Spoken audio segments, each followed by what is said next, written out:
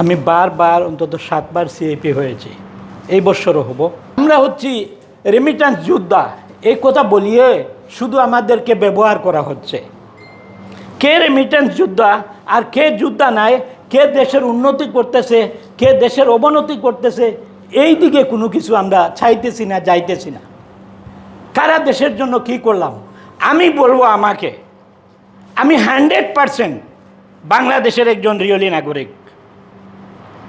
আপনাকে নাই বলি না, আপনিও হইতে পারেন, কিন্তু আমার 45 ইয়ার্স আরবের মধ্যে এই দেশে আসিয়া অনেক কিছু দেখছি। আরও যদি হায়াত থাকে, রিজেক্ট থাকে, দেখব।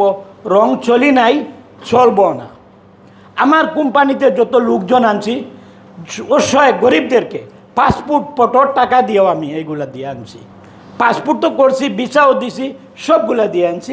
আমার মনের মধ্যে কি, দুনিয়াতে আসি, কাল নাও থাকতে পারি।